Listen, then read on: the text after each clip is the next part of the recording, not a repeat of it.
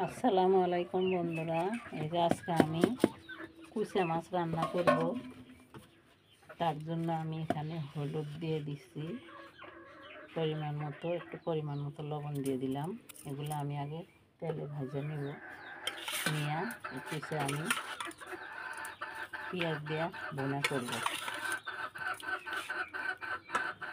আমি কুচা মাছ হালকা করে ভেজে নেওয়ার জন্য আমি এখানে একটু সাদা তেল দিয়ে দিলাম, দিয়ে দেবো।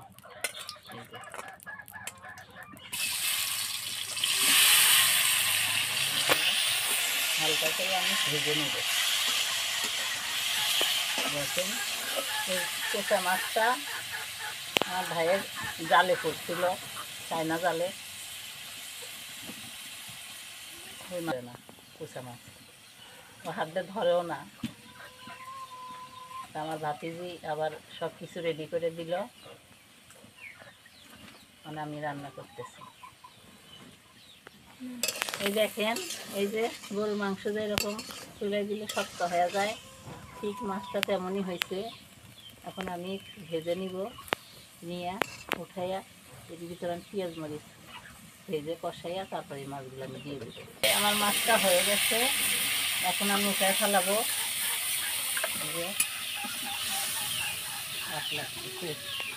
দেখুন কি শক্ত হয়ে গেছে, গরু গোশের মতো হয়ে গেছে একদম। এই যে আমি পেঁয়াজ কুচিগুলো দিয়ে দিলাম।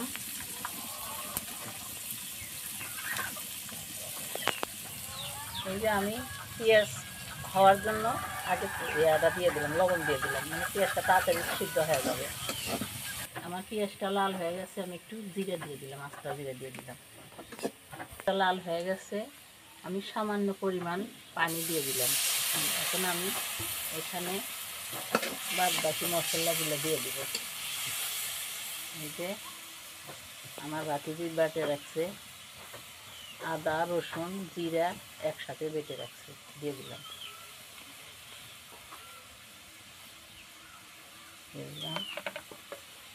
মরিচের গুঁড়া, মরিচের গুঁড়া দিয়ে দিলাম। তারপরে হলুদ গুঁড়া দিয়ে দিলাম।